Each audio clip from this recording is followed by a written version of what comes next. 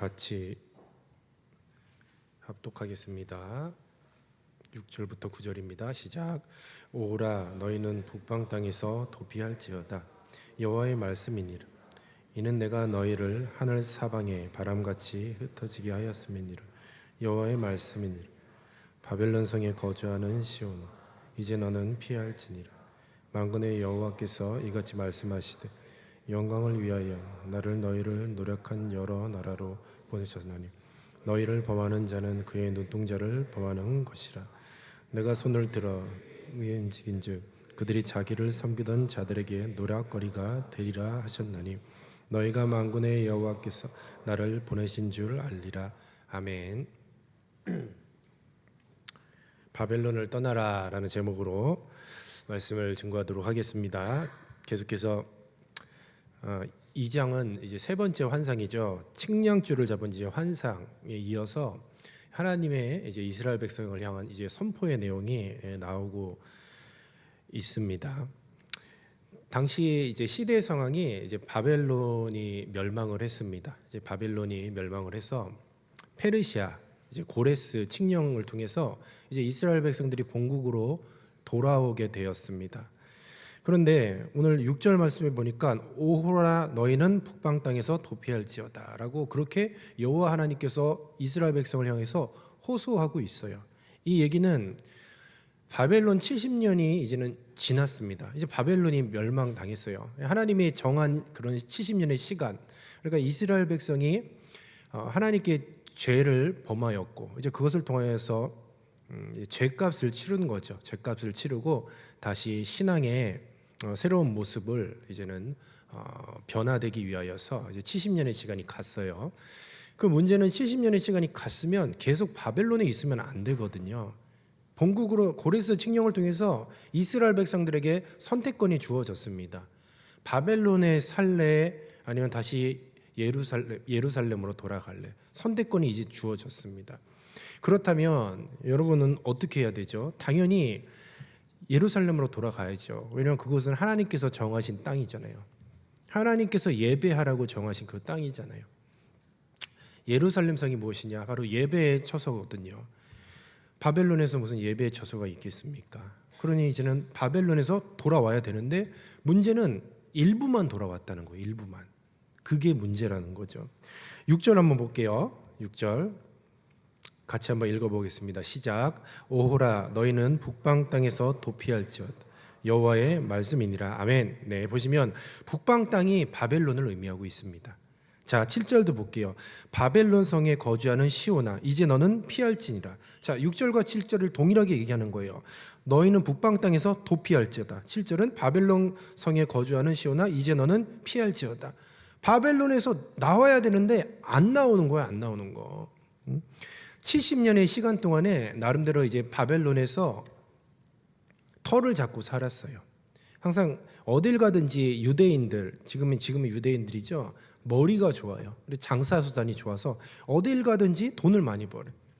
그러니까 바벨론에서도 나름 포로 생활을 했지만 그곳에서 터를 잡고 부동산을 사고 그리고 70년이라는 기간은 뭐 시간이 적은 기간이 아니잖아요. 그곳에서 시집가고 장가가고 그리고 자녀를 낳고 자손을 낳고 이제는 그곳에서 나름대로의 터를 이루었다는 거죠. 다시 이제는 돌아와야 되는데 아까웠던 거죠. 바벨론에서 그동안 내가 쌓아왔던 모든 것들이 아까워서 돌아오지 않는 거예요. 그러니 하나님께서는 말씀하시는 거예요. 북방 땅에서 도피할지어다. 바벨론 성에 거주하는 시온아 이제 너는 피할지어다라고 그렇게 말씀하고 있어요. 북방 땅은 바벨론을 의미하죠. 바로 북방 땅은 바벨론 성을 의미하고 있어요.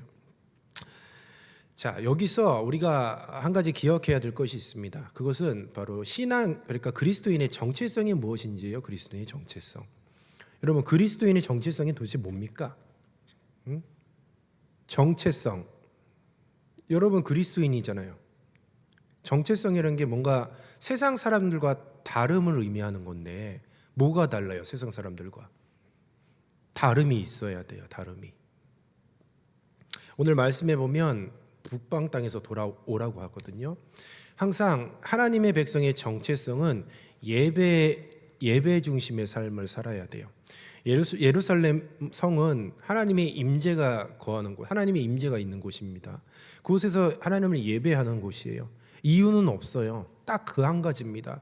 하나님과의 관계, 그리고 하나님께 예배하기 위하여서 지금 바벨론은 패권을 잡았기 때문에 한때는 패권을 잡았기 때문에 물론 바벨론이 멸망했겠지만 그럼에도 불구하고 이제 뭐 메데파사를 통해서 다시 제국이 이제는 다스리잖아요. 세상은 똑같아요. 어차피 세상은 똑같은데 문제는 하나님의 백성은 본국으로 돌아가야 돼요. 예배 신앙을 가져야죠. 예배 신앙. 저도 이 예배 신앙이 도대체 뭘까라고 했는데 여러분 보십시오. 우리가 너무 교회만 생각을 해요. 교회. 그러니까 우리 동원교회. 그런데 한번 생각해 보십시오. 오늘 이 주일이잖아요. 일요일이라고 얘기 안 하죠. 주일이라고. 로드스데이라고 얘기하죠. 하나님의 날이라는 거죠. 그래서 그리스도인들은 날짜를 요일을 어떻게 셉니까? 월화수목금토 일로 하지 않죠. 주일 월화수목금토로 얘기하잖아요. 그게 뭐예요? 예배를 먼저 드리는 거예요. 예배를 먼저 드리고 한 주간의 삶을 월요일부터 이제 살아 나가는 것이죠. 그러니까 모든 것이 예배 중심인 것이에요. 한 2주 후면은 여러분들 이제 어마어마한 추석 연휴가 이제는 도래하게 될 거예요. 지금 신났어 아주. 추석 그 보니까 9일이던데. 여러분 뭐 많은 계획 같은 거 이렇게 계획 같은 거 만들었나요?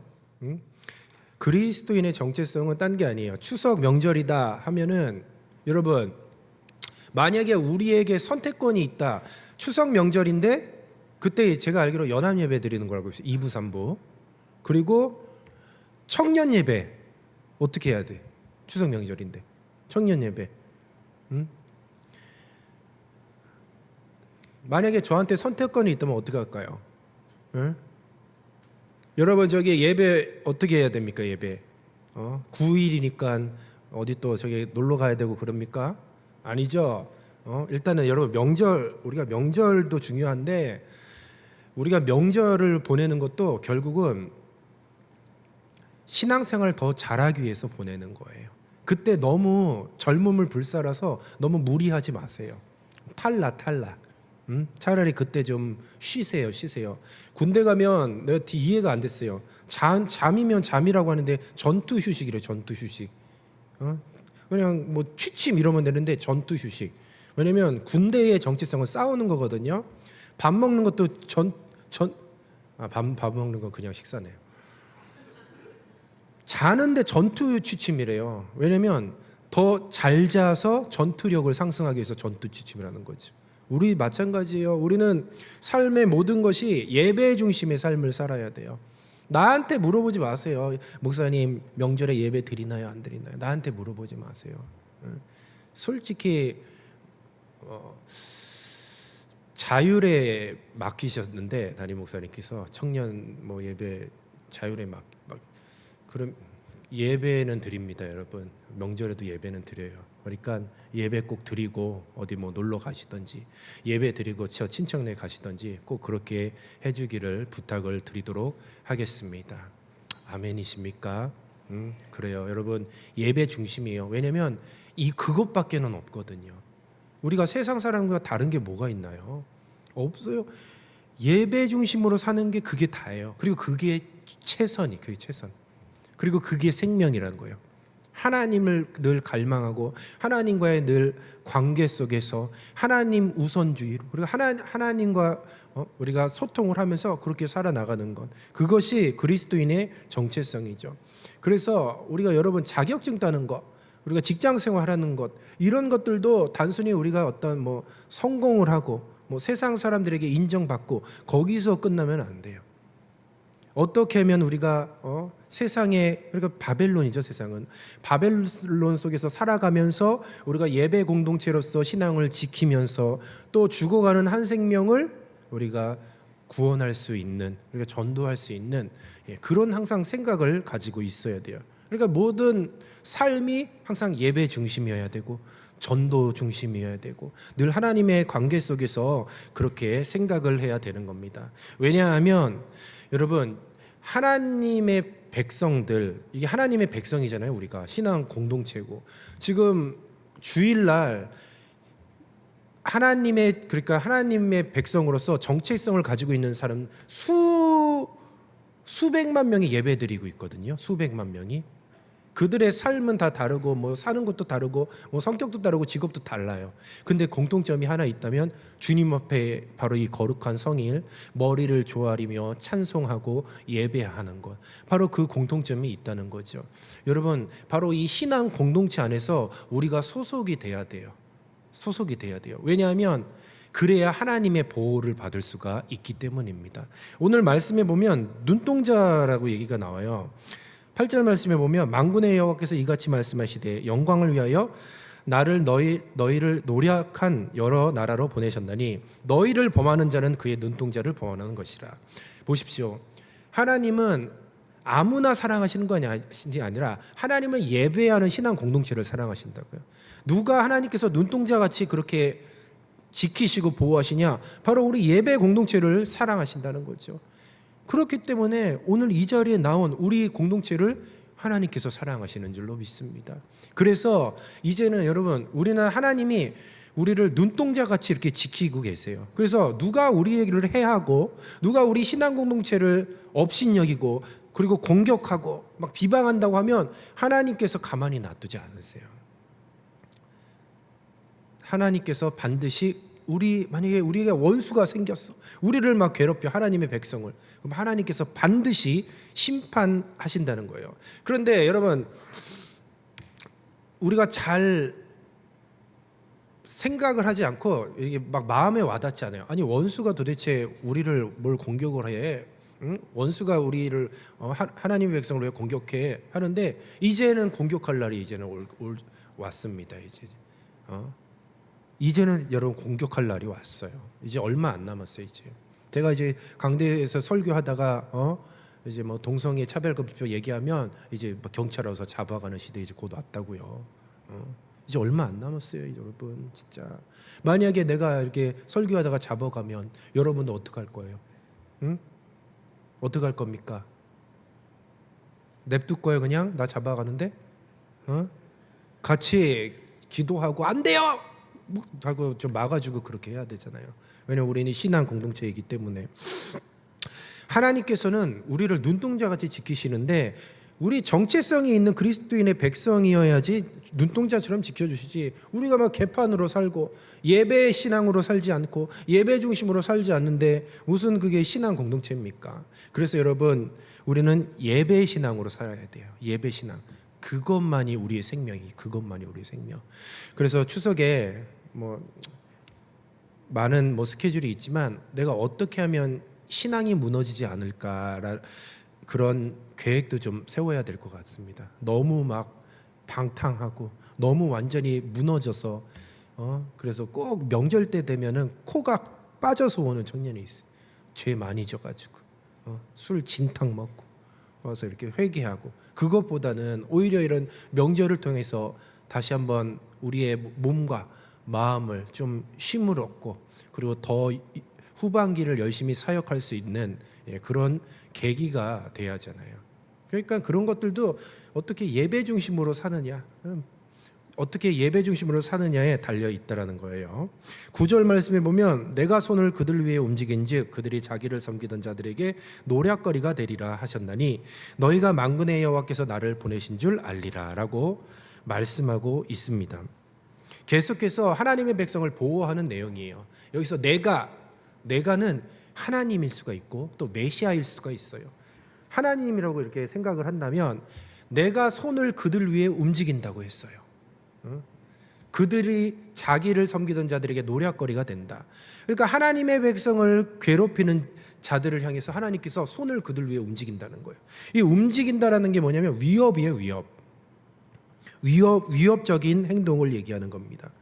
이게 뭐냐면 하나님이 심판하시겠다는 거예요. 하나님의 백성을 괴롭히는 자들을 심판하시겠다. 손을 그들 위에 움직인다. 여기서 이 움직인다라는 게 손을 흔든다예요. 이렇게 흔든다. 손을 흔든다. 근데 이 단어가 누프라는 단어를 썼어요. 누프가 어떨 때 쓰냐? 요제입니다. 요제. 하나님께 드리는 제사 중에서 요제라는 형식이 있어요. 요제는 곡식단을 잡고 흔들어요. 그 의미가 뭐냐면 흔들다라는 것은 살아있다라는 의미를 갖고 있어요. 그래서 이 요제는 살아있다. 그래서 부활의 의미를 가지고 있습니다. 결국 내가 손을 그들 위에 움직였다.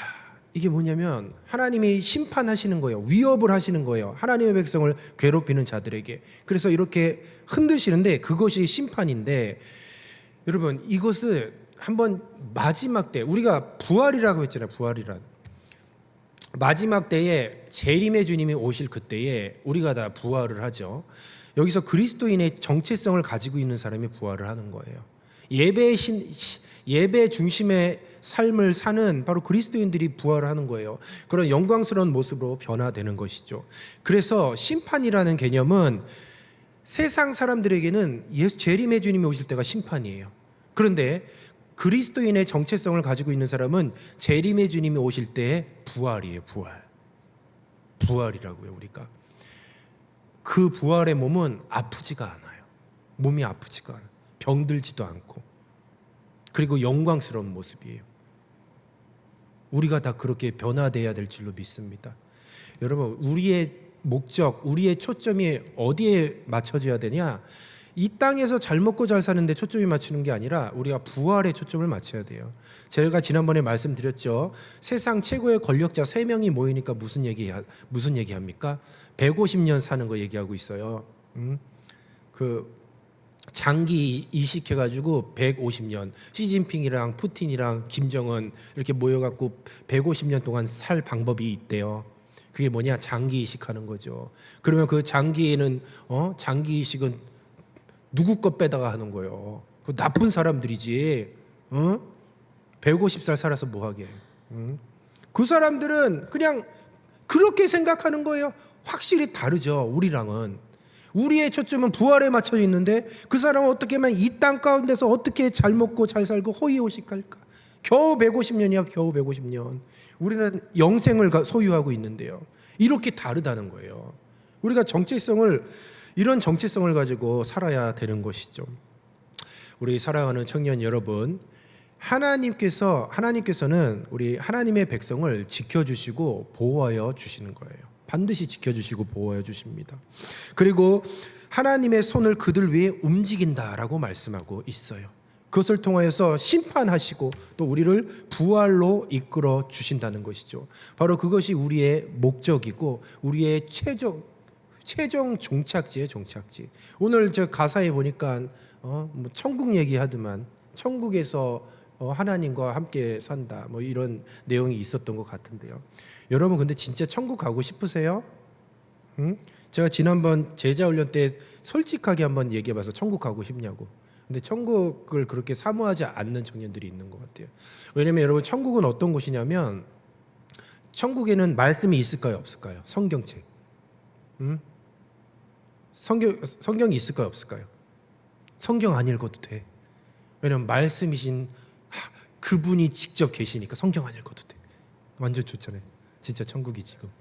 자, 그리고 기도를 할까요? 안 할까요? 기도를 뭐하러 해요? 바로 옆에 계시는데 대화하면 되지. 그러니까 성경 안 읽어도 되고 기도도 안 해도 되고 천국이잖아요.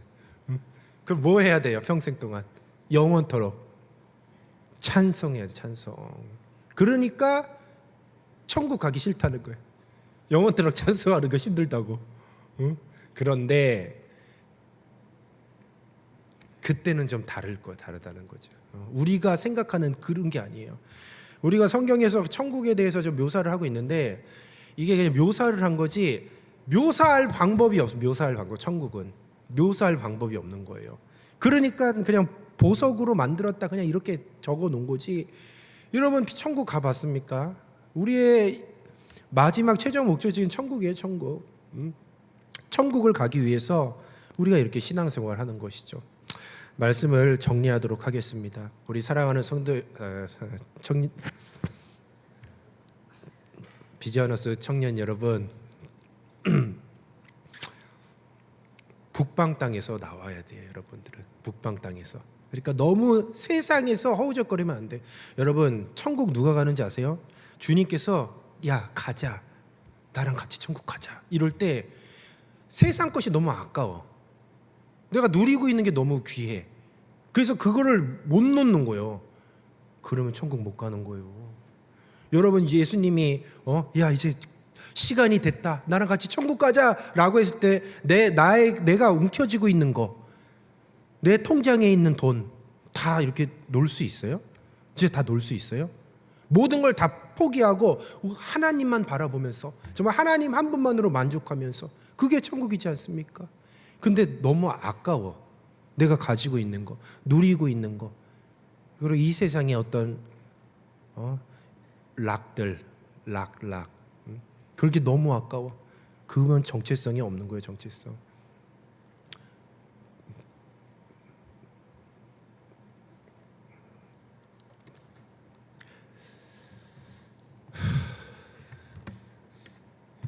기도하겠습니다.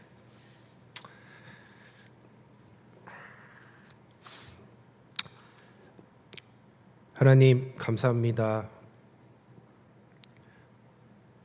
우리가 바벨론에서 살고 있지만 그리스도인으로서의 정체성을 가지고 오늘 이 예배 자리에 왔습니다. 수많은 사람들이 오늘 하루를 살고 있지만 우리는 주님 앞에 머리를 조아리며 예배 신앙을 갖고 있습니다. 주여, 우리의 예배를 받아주시옵소서. 이것이 우리의 생명입니다. 이것이 우리의 인생의 목적입니다. 변하지 않게 하여 주시옵소서. 붙들게 하여 주시옵소서. 힘들고 어려운 상황 가운데서도 우리가 예배 신앙 놓지 않게 하옵소서. 많은 사람들이 예배를 소홀히 하고 있습니다. 주님과의 관계를 소홀히 하고 있습니다. 바벨론에 거주하기를 원하고 있습니다. 주여, 우리는 모든 것을 다 내팽개치고 주님만 선택하게 하옵소서. 그 마음에 전혀 거리낌이 없게 하여 주시고 그 마음에 고민하지 않게 하여 주시옵소서. 온전히 하나님 한 분만으로 만족할 수 있는 그런 그리스도인의 정체성으로 살아갈 수 있도록 주께서 함께하여 주시옵소서. 감사하고 예수님의 이름으로 기도드리옵나이다. 아멘.